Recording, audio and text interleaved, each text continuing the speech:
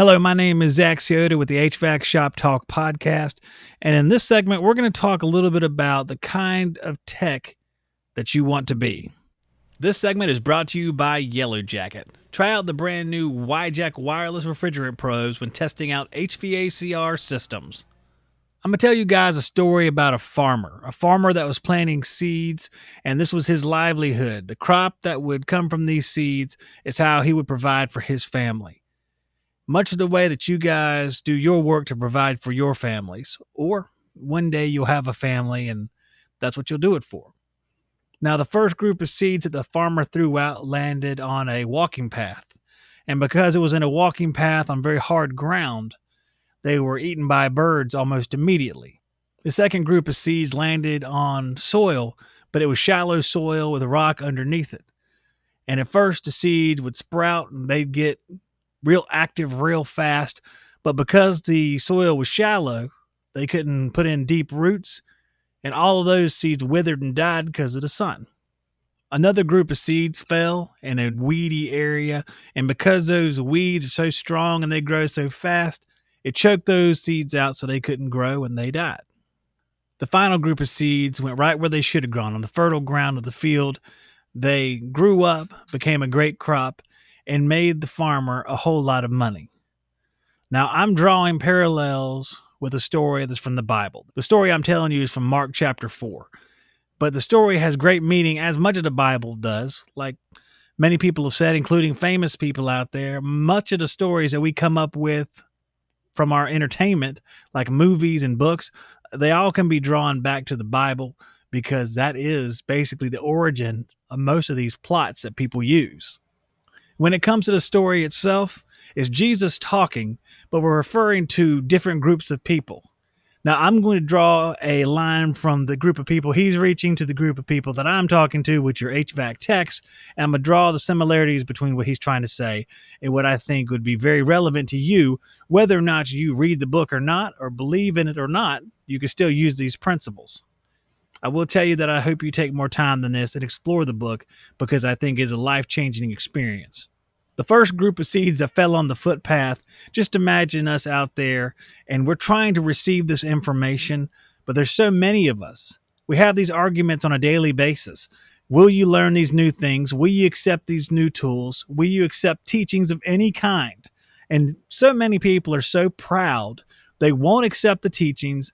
They won't listen to anything anyone has to say because the moment they try to learn something is the moment they have to admit they don't know everything.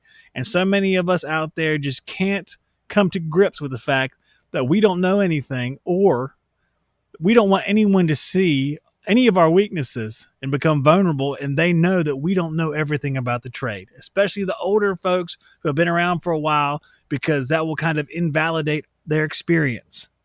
Now we have the group of seeds that fell on the shallow ground with the rock underneath it. This symbolizes the people that initially will kind of listen to what you have to say, will try to better themselves, but as soon as it gets difficult, as soon as challenges are presented, they abandon the principles that they've gained. I.e., and this goes for me too, especially this one, I think, you learn how to do a proper deep vacuum.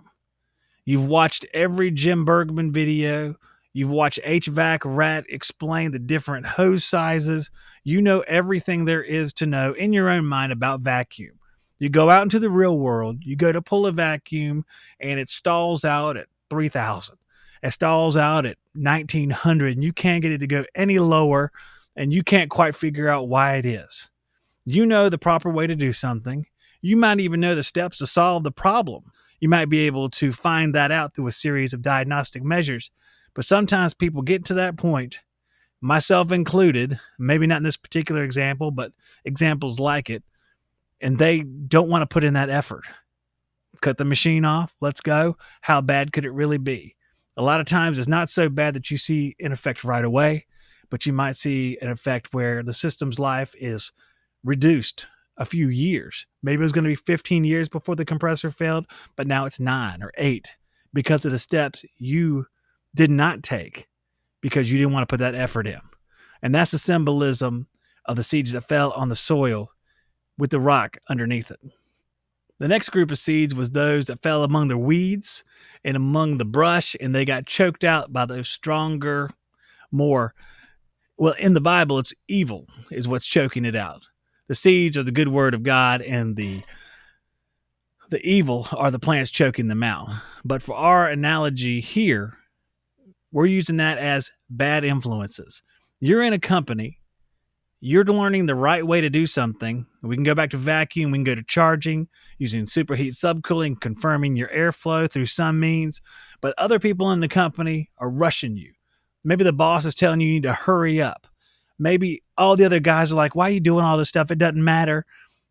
You can either stand your ground or you can be choked out by those weeds.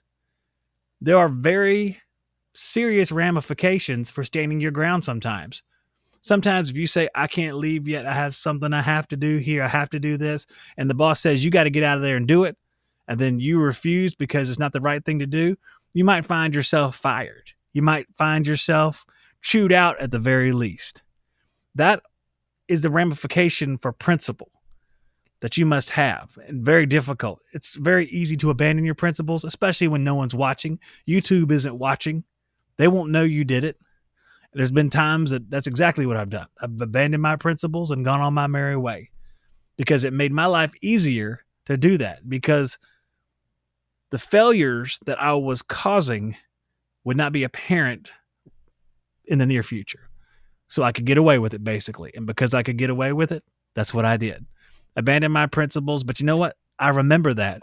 And I remember those failures, and it negatively affects me now because I can reflect back on that. Only thing you can do now is move past it, do a better job on the next one. But why put yourself in that position in the first place? Why do that to yourself when you can just do things the right way, stand your ground the first time, make your life easier in that you won't have to fight these internal battles between what you know you should do and what you actually did. Predictably, the final group of seeds that fell on the fertile ground and grew up to be wonderful crops. That's doing it the right way, watching the fruits of your labor, not always in a flawless environment. Standing your ground is hard, like we've talked about. But the fruits of your labor is that you can sleep at night and you can know you did the best possible job for a customer. And that, in the end, is more important. If you value quality, you should get money too. That's my opinion. There's people that disagree with my version of sales, which is not really sales. But I think having integrity and having those principles is more important than your wealth. I always believe that. And it must be true because I'm not wealthy. Guys, I enjoyed you listening to this or viewing it on YouTube. I appreciate it. If you're on YouTube, please take time to leave a like if you enjoyed the video. Put a comment down. That helps as well. Anytime you can interact with the video, it's going to improve how far it reaches out on YouTube and the internet in general. If you're listening to this as a podcast, please take a moment after you're done and leave a review on whatever podcast app you use. Not all of them have reviews, but if you're on the popular ones like Google Podcasts or Apple Podcasts, you should be able to leave a review. I look forward to reading them. I do read the reviews. I enjoy the good ones and the bad ones. I've got some stinkers on there too, so I've always enjoyed reading those. And thank you guys so much. I will see you on the next one, and God bless each of you. I got a brand new van, and I'm out on my own. This outfit must be crazy, 'cause they left me on my own. I'm gonna be fired soon. Wish I could sleep till noon.